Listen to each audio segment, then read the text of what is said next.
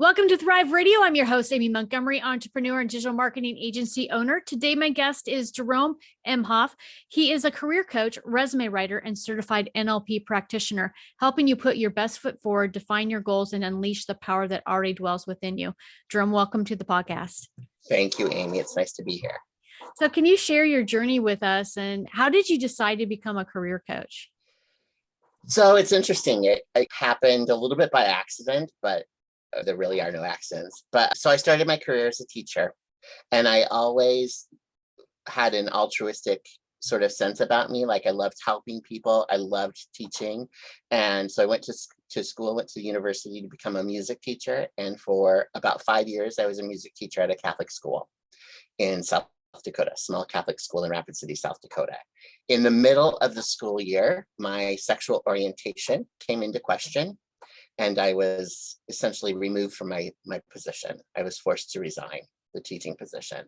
And that led to a dark night of the soul and a little bit of an identity crisis, because I had spent my entire life really preparing to be a teacher. And when I found this teaching position at this Catholic school, I thought, this is where I'll work my entire career. I'll retire from here. And a week's time, it was all gone. Wow. And so I spent day after day sitting on my sofa asking myself this question: who am I? If I'm not this teacher, who am I? Like, why am I even here? Because I had wrapped up my identity in what I did for a living. And it's really sad that we do that to children. We ask children, what do you want to be when you grow up? From the time we're little kids, we think that who we are is what we do for a living. And so I remember sitting on my sofa and coming out of the funk and deciding, I'm going to have a beautiful life. I'm not sure how it's going to happen, but I'm going to have a beautiful life. And what I do for a living doesn't have to be the source of my joy. It can be, it doesn't have to be the source of my joy. It doesn't have to be the source of who I am.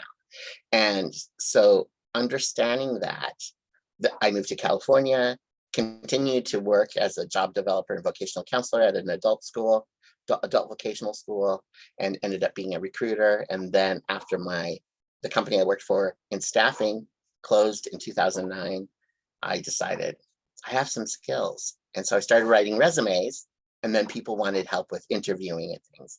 And so I realized that I could help people make career choices and help them move forward in their career. But I found that what was most important was to help people understand that your work can enhance your life. It can be a really beautiful expression of your identity, but it is not your identity. And you don't stop being Amy if you're not doing your marketing gig. Yeah. Right. Yeah. And there is that crisis of, I even see people who retire and suddenly feel like their value is gone because they're no longer working, because they've spent their whole life being that job. And some people have that identity crisis in retirement, and it's very sad. Yeah, definitely. And there's so many people that, like you said, they expect that the doing is who they are and not who they are. Right. Being really, truly, what their Yeah. value is. So I even do an exercise with my clients where we talk about the verbs be, do, and have. And I have a pyramid set up, right, with a base, a middle section, and the point. And I say, how do we arrange them? And a lot of times people get it wrong. And so if you imagine a pyramid with those words stacked, be is the base, do is the middle section, and have is the point. But what we do is we think that have is the most important. And that's essentially trying to balance a pyramid on its point. It's going to topple over. But that's what we do when we think, when I have the correct job, when I have the house, when I have the relationship, when I have the car, I will be happy. It doesn't work that way. Yeah. When you're happy, when you understand who you are as a soul, as a spirit, having a human experience, connected to source, energy, God, whatever you call it, when you understand that's who you are, and that's where you begin, then doing and having fall into the right place, and you'll ultimately have the things that you want. Or you'll discover that the things you thought you wanted, you really don't want. but you'll be happy because you're working at it, coming at things from that foundation of who you are. Yeah, I like that. So in walking through your journey, what are you grateful for now? What's funny, I'm grateful for that experience of losing my job. I'm really grateful for that challenge because it was the wake up call I needed. And I look at it with fondness at this point in my life. It was really horrible to go through, but I look at that as the moment when I understood who I was.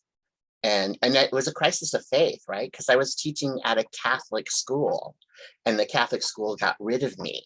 And so even my belief system, because I was a pretty devout Catholic, that fell apart, right? Mhm. And so I had to even redefine that. Like, well, I know I'm connected to God.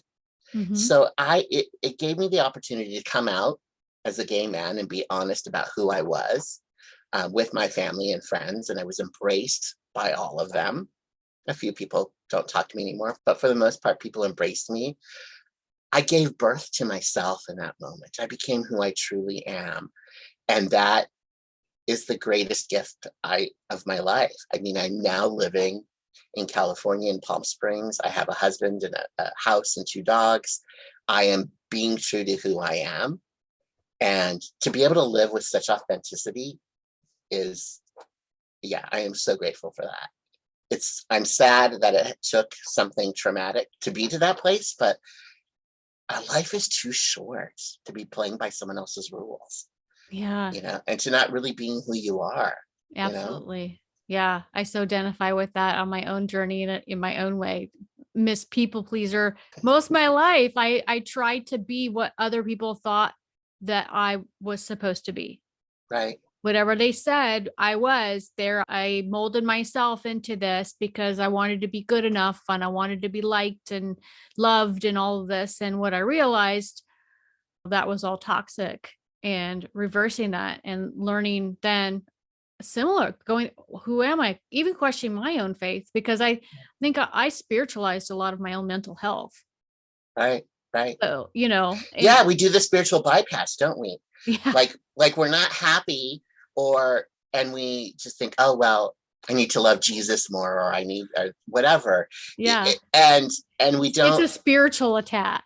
It That's what is, yeah, that's what yeah, right. I mean, yeah, it's ritual warfare. I'm being attacked by the enemy. Yeah, I Yeah. did that too. Yeah. Yeah. Instead of like going, okay, maybe there's something going on here that's organic, and maybe I need to see a psychiatrist and be on meds, which I did. Like I'm on antidepressants.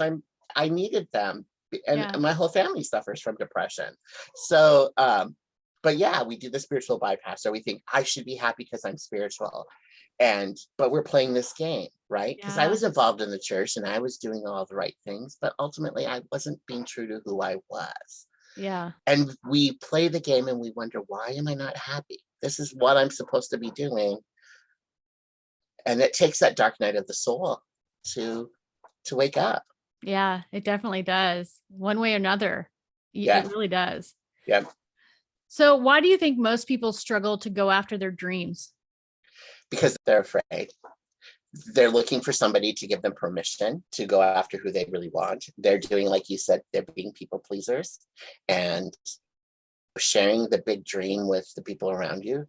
Sometimes they're not going to be in your corner for their own reasons. They all have their own stories, their own stuff, right?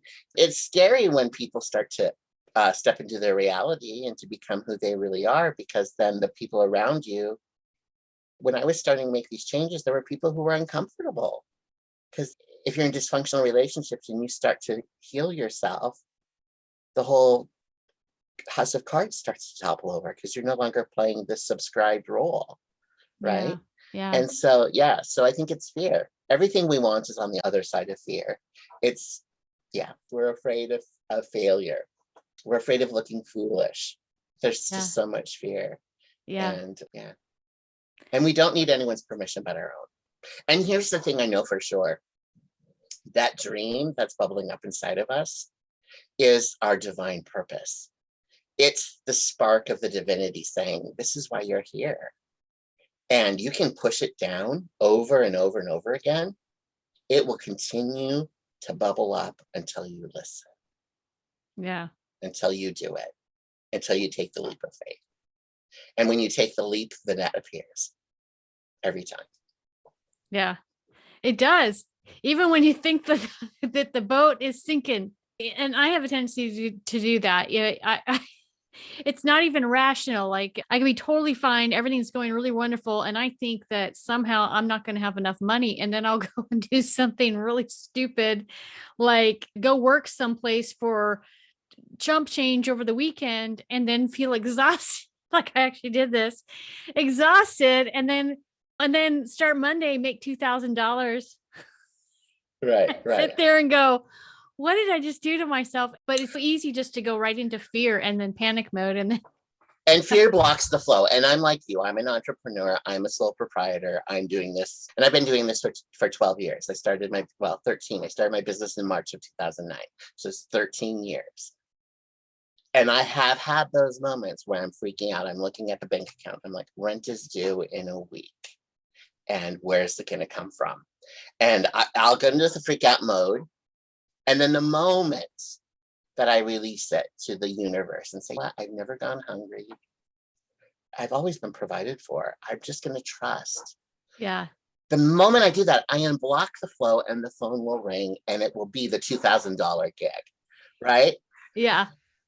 We just have to get out of our way. We have to Yeah. just allow. I know we laugh because I do the same thing. I'm like freaking out, right? Like, oh, maybe I need to call my mom for a loan or maybe whatever. And then because we get in the downward spiral. But then the moment I let it go, it shows up, and it always shows up bigger than I expected. Yeah. Or I remember one time I had a bill I had to pay, and I can't even remember how much it was. There was an amount, and it was like I was freaking out. I think it was like it was an electricity bill, and like this needs to be paid or our electricity is going to be shut off. It was that desperate. Yeah.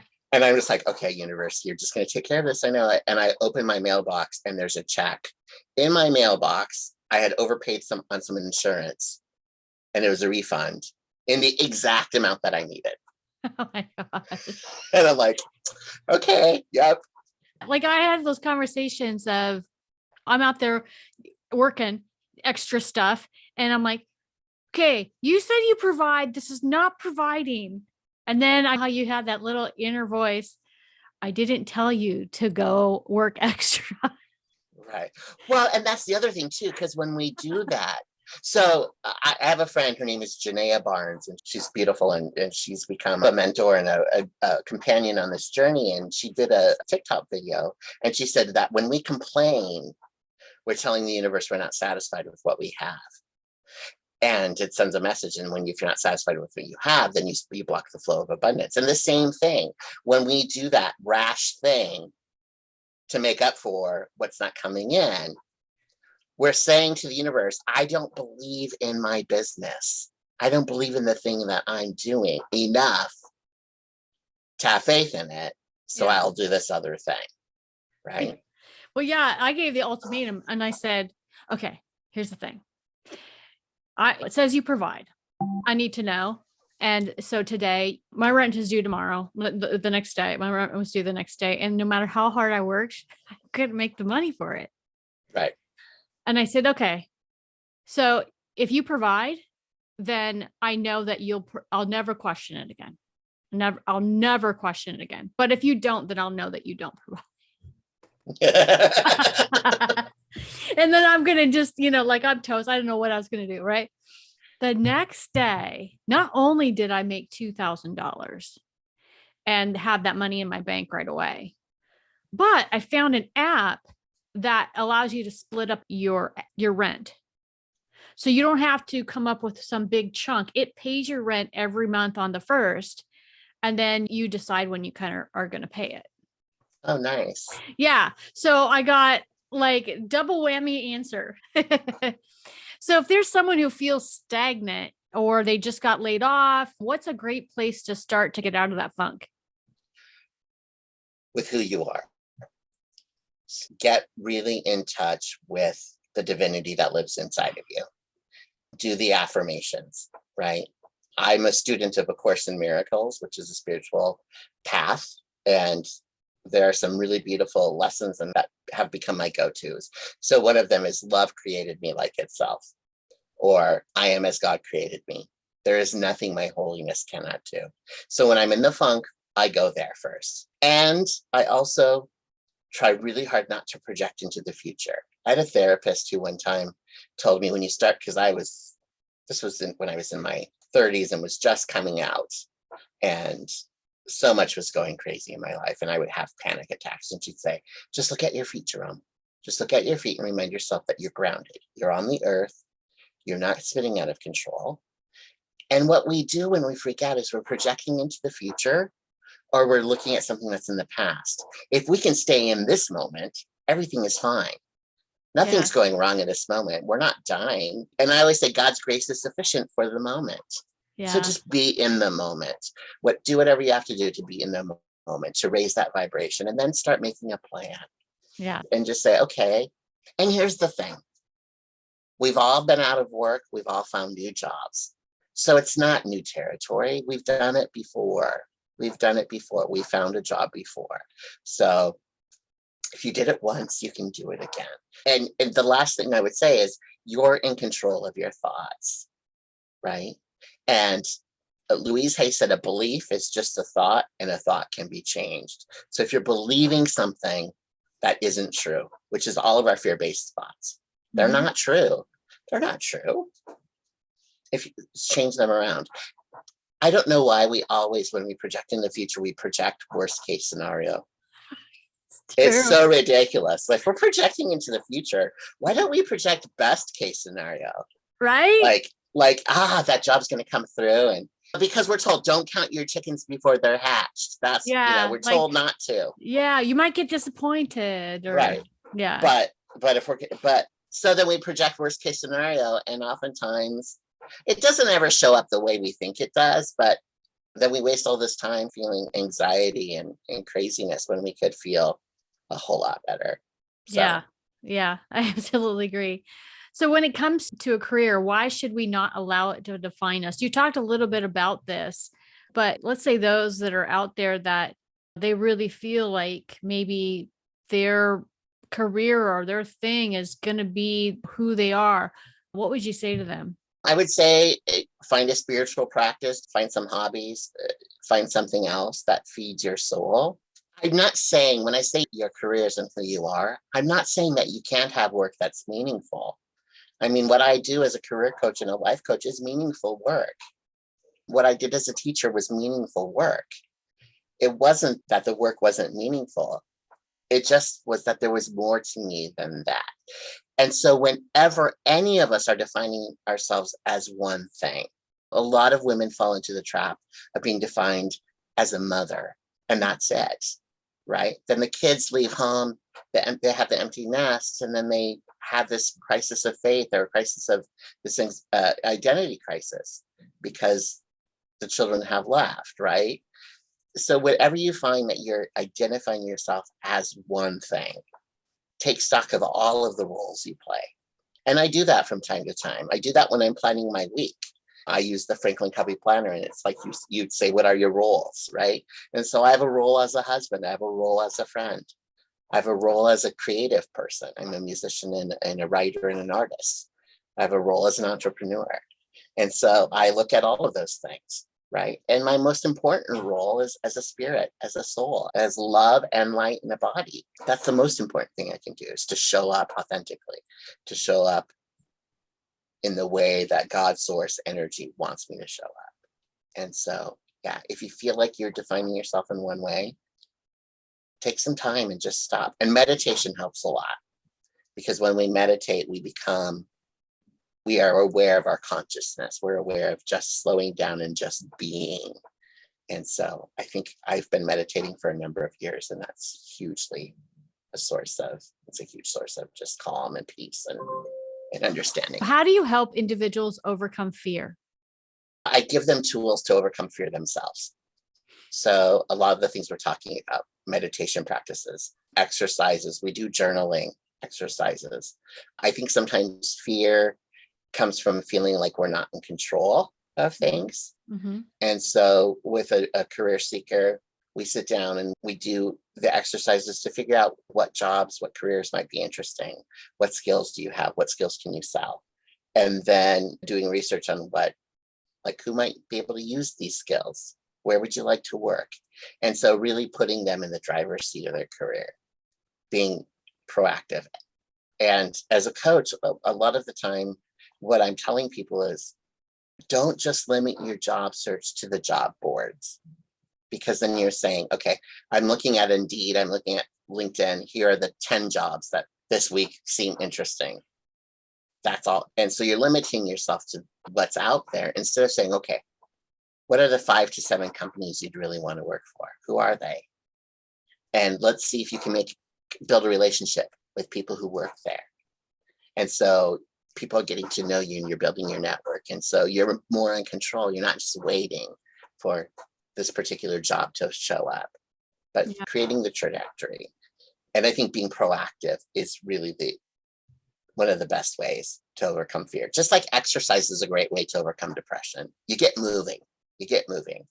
And when it comes to our goals, I believe in law of attraction. I'm sure you do too. We have an idea of what we want, and the universe is going to help us get it. But the universe doesn't do anything until we move, right? It's like your GPS system in your car. I have a GPS on my phone. We all do. I program in the address. Okay. I know that the GPS is going to get me there. Even if I take a wrong turn, it'll get me there. It'll recalibrate. But if I plug in the GPS and I just sit in my car and never put my car in drive, I'm going nowhere. Even though I've told the GPS exactly where I need to go, it's not going to do anything for me until I get into action. So get into action. What's the best possible step right now? You do that. And if it's wrong, the universe is self-correcting and self-organizing. The universe will show you the right way, but it won't show you the right way until you start doing something. So get into action. Yeah, I agree. So can you share some of your client success stories with us? Yeah, gosh, there's so many. I've helped people start businesses, people who wanted to do their own thing and didn't feel like they could do it. One of my favorite success stories was a client who came to me and was really unhappy in her job. She had worked in compliance for retirement plans for years and years and years and was good at it, but it just didn't feed her soul. She loved engaging with customers. She loved the interaction with other people, but she didn't like all of the regulations. And so much of the conversations she was having was, oh, there's an issue with the 401k plan and you need to take care of this because you're not in compliance. But her clients loved her because she was really engaging. And so she was moving from Boston to Southern California and looking for something. And I said, I think you should look at sales. And she was petrified. She's like, I'm not a salesperson. I said, but I think you are. I think you are. And I had a former colleague who was looking for a salesperson, and I set her up with an informational interview. And my colleague called me and said, I want to hire this girl, but she's too afraid. And I said, just give it some time. So she ended up this client took another job, and it just didn't like it. It was sort of in the same thing that she was doing before. She didn't like it. And I said, you need to go back to Cheryl. So she did. She went back to Cheryl. Cheryl hired her. Within the first month, she was the top performer in the company. Wow. And she now is kicking ass as a salesperson. And I love that story because she took a leap of faith. And part of it was working with a coach who was saying, you have the skills, you will do great. And now she's actually left the first company and working with another company and has started her own business on the side because she's so good at building relationships and doing sales that now she's selling another service. And I love that story. And then I had another client who was in DC, and I was coaching him to use social media to connect with people. He was really into politics. And he was following The Nation magazine and people who worked at The Nation. And there was an internship, a paid internship at The Nation that he really wanted. And he'd applied for it, but hadn't really heard anything. And I said, you have connections, DM them. And so you DM somebody, They had coffee and he ended up getting the internship. And it was all because he was engaged in relationships with people, and sort of thinking outside of the box. So that was one of the very first people I coached, and that was fun. I love that. And I think sometimes people, they overcomplicate things when it relates to anything on the internet. They think because we're all people out there and you have to meet people. You have to actually connect with people. And when you don't do that and you expect the ad to convert or the social media to convert, but you're not building relationships with people, you forget that piece. That's what causes so many to not succeed at things. It's like, okay, you're forgetting the human element here. Yeah. Right. Yeah. I've reached out to people who are writers, to artists, musicians, producers. I've ended up building relationships, friendships with people that in a million years I would have never come in contact with. But I was just curious, found them on Facebook or LinkedIn and sent a note. Hey, I love your work. And they communicated back with me. And before long, you're in a dialogue. And we're afraid. We're afraid to reach out to other people because what if they say no? Yeah. Right. What if they're not interested? And I always say, but what if they say yes? If they say no, no big deal. Yeah, it might be embarrassing, but we hate rejection. We're so afraid of it. So, but Wayne Gretzky said, you miss 100% of the shots you never take. That's true. Definitely. So what do you think has been your truth that has gotten you this far in your journey? My truth. My truth has been about living authentically, about really knowing who I am. And that takes time. I don't think in my 20s, I didn't have a clue. I'm 50, I'll be 53 this week. And so I'm really comfortable in my own skin. I've done the work to be comfortable in my own skin. I've done the work to understand who I am. I have a spiritual path, right? I don't subscribe to religion, but I do subscribe to a spiritual path that lets me know that I am connected to the divine, that there's a divine spark in me, and that I have a reason for being here. And I understand that my heart's desire, the thing inside of me that keeps pushing, is the reason I'm here. And that heart's desire is God telling me, Jerome, this is who you are. This is what you should be doing. And so I listen to that. I think if anything, it's the inner listening. It's getting quiet. It's asking for guidance from Holy Spirit or source energy, whatever you call it. Doesn't matter what you call it. Yeah. But just knowing it's there. Yeah. So I think that's the truth. So if you were able to give yourself one piece of advice when you first started out, what would it be? Believe in yourself. Just believe in yourself. You can do greater things than you even imagine. One of my favorite parts in the Course in Miracles says, why would you be I'm paraphrasing, but it's why would you be satisfied with the wings of a sparrow when the wings of an eagle have been given you? We sell ourselves so short. We sell ourselves so short. We do not understand how capable we are, how powerful we are, how much our imaginations are the superpower. Like if you can dream it, you can become it. Yeah. Right. But we don't believe that. So, yeah. So that would be the advice, is like, go for it. And don't worry about making a mistake. You're going to trip. You're going to fall. That's the mistakes. I saw this cartoon, Family Circus cartoon in the newspaper. I used to have it on my desk. I don't know what happened to it, but it was the grandma talking to the little boy. And she says to the little boy, if you're afraid of making a mistake, you won't make anything. So can't be afraid of mistakes. Yeah, definitely. So Jerome, if there's individuals that would love to work with you, what's the best way to contact you? Yeah. So my website is manifestingbrilliance.com.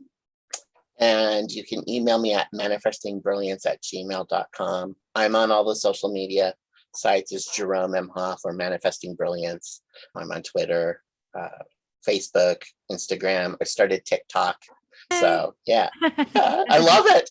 Yeah. In fact, last night I was in bed just watching TikTok video after TikTok video and just laughing at some of the crazy things. And it's very entertaining. Finally, my husband said, Jerome, it's time to go to sleep. I'm like, okay. Yeah.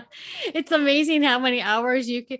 My dog will look at me like, he'll look at my phone and look at me, look at my phone. And then He's like, I need to go outside, Mom. Yes. Like, when are you going to put that thing down and pet me? Yeah. Oh, it's so funny. So I love that. I will put all those links down below. Jerome, thank you so much for coming on and sharing your expertise today.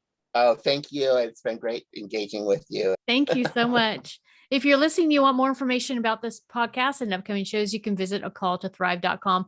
Thank you, everyone, and have a wonderful week.